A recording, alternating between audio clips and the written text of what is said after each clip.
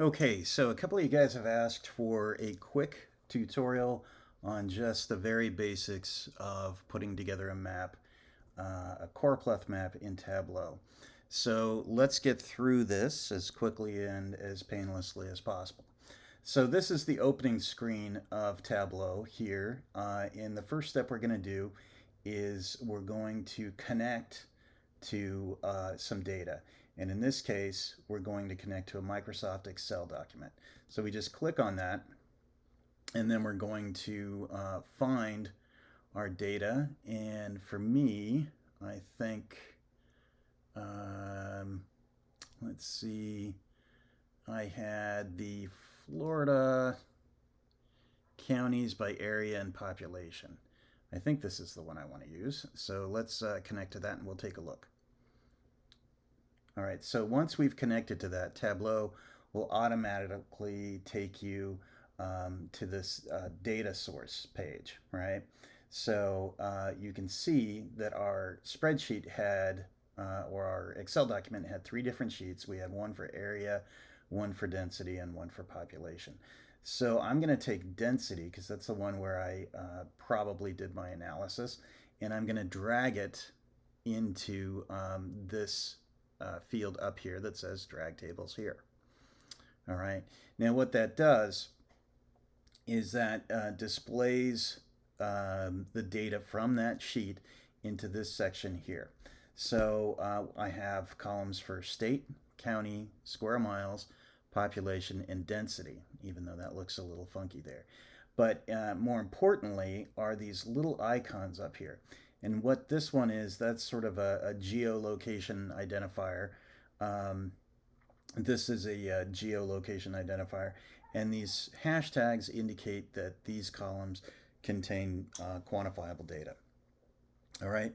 So if your state column or county column isn't coming up right, it may have to do with the way you have these formatted or spelled. It might not be recognizing those. So that's absolutely critical that those be um, formatted correctly. Okay, so the next thing we do is we move down, and it gives us a little cue down here. It says go to worksheet, right?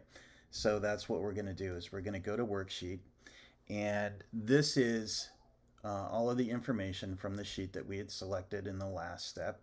And what we want to do, since we want to build a map based on our counties, is we want to take the county table and drag it up to columns. All right. And then we're going to release that there. And then we're going to take density because that's, we want actually the first density. We want to measure that. So we're going to take that to rows. And I know that's not super intuitive, but you'll see how this works. All right. So right off the bat, you can see that Tableau is wanting to make a table. It's already doing some data analysis. Not a table, but a chart, right? And then on the right hand side of the screen, you get this sort of show me table. And this is all of the different types of charts that Tableau will allow you to make from the data that you've selected. So what we want to do is a map, and specifically a Choropleth map. So what we're going to do is click on this one. It's in the second row in the middle. And there we go. So right off the bat, you can see that we have a reasonably sophisticated indication of population density, right?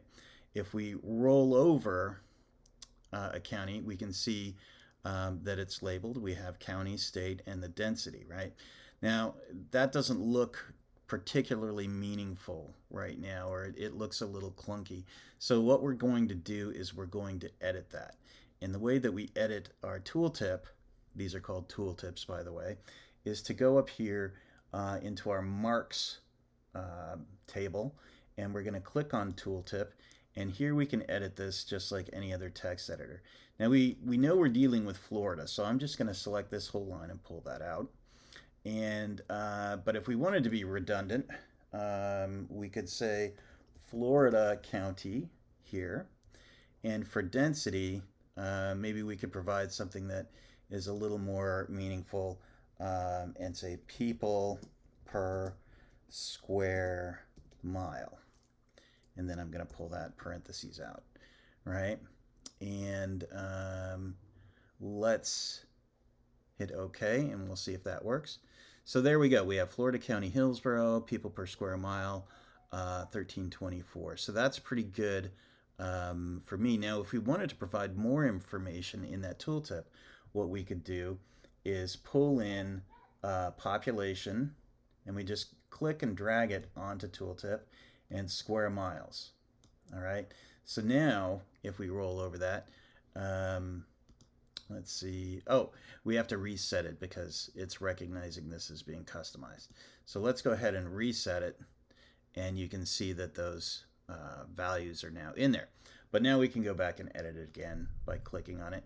And again, we can pull out state, change this to Florida County, and let's put this one at the bottom. So I'll cut that and paste it at the bottom and edit that again to say people per square mile.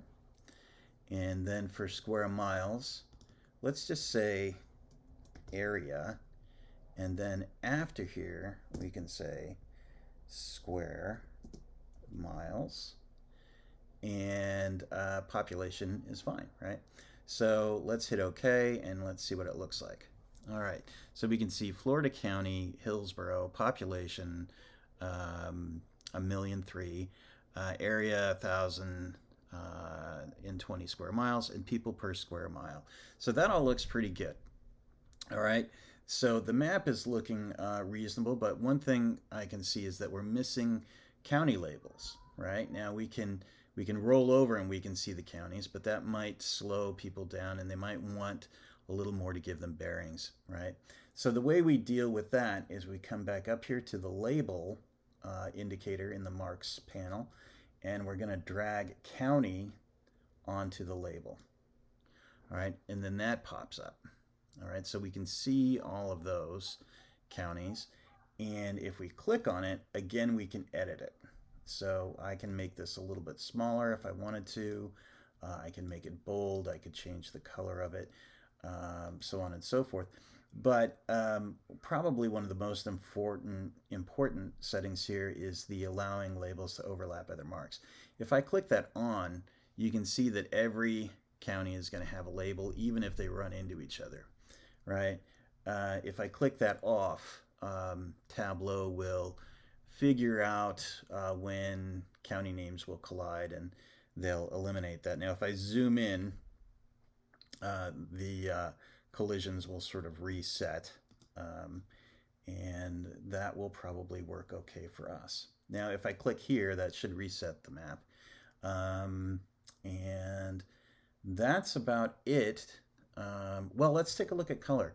If we wanted to change the color coding of the map, now this is a simple one where the darker shade of teal is more dense, and the lighter shade of teal is less dense. But we could change that if we wanted to by going up into color and going to edit colors. And if we wanted something that was a little more intense looking, we could probably go to a red scale and hit OK. And now you can see that that pops a little bit more. Now there are all sorts of different advanced settings for working with color, but for a basic map, this should do it. All right, so now what we've done is we've created our map. We can name it here by coming down and clicking on this tab on the sheet name, and we can say Florida population density by county. All right, and once we do that, you'll see that it pops up in here, and it would be nice if I could spell, but we can also edit it up here by double clicking. Well, let's do it down here. Let's fix it here and actually spell this correctly. Density by county, right? All right, so that should get us there. Florida population density by county. And so that's our sheet. But the thing that we're going to turn in is actually going to be um, a dashboard. And the way we create the dashboard is by coming over here and clicking on New Dashboard. And all of our sheets that we've created, including Florida population, are going to be over here. So we can drag this onto our dashboard, and then we're going to have to make some adjustments here. All right. So when we bring this in, we get the map we created and we get a little scale indicator up here. But for our class, what we want to be doing is changing the size of the presentation to a square. So if we click on size, we want to change it to a fixed size, and we want to change from custom to web page embedded 800 by 800. And there we have a nice squarish shape for us. Here you can see that we're wasting all of this space over here with this tiny little scale. If we click on this, we get a little handlebar up here where we can move this. So what I'm going to do is click this and drag it down here until it goes across the bottom of our display here. All right. Now, if I want to edit this, I can double click in here and just say people per square mile again.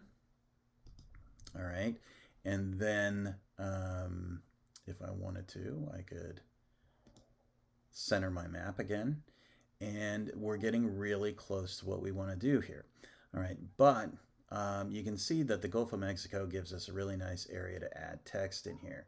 But if I were to do this under this tiled arrangement, what would happen is if I grab text and I pull this over, it's going to want to, let me just put in some gobbledygook, create a whole new tile in here that makes this really hard to read. So I'm going to, or it doesn't make it hard to read, but it makes our map sort of smaller than we'd like. So I'm going to pull that out, and I'm going to switch to a floating arrangement. And now I'm going to pull in my text field, and I'm going to enter my text here. All right, now the text we're going to enter in this position is going to be your map description, or your map sort of subtitle, a description, and your source and credit. So we can say Pinellas, it's one N, I believe.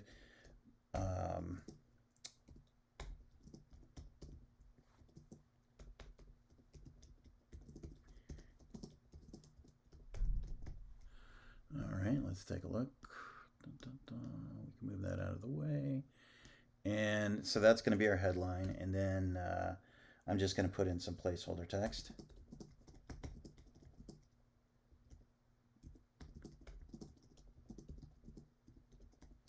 And I'm going to copy and paste that a couple of times.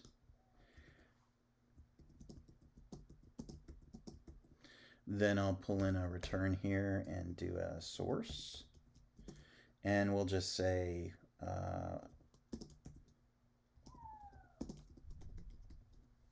I got that from the U.S. Census Bureau.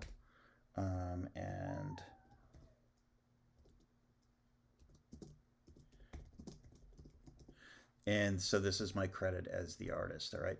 So now I'm going to format these in here just like any text editor. I'm going to make those bold, italic, but I'm going to make them smaller and a little bit lighter.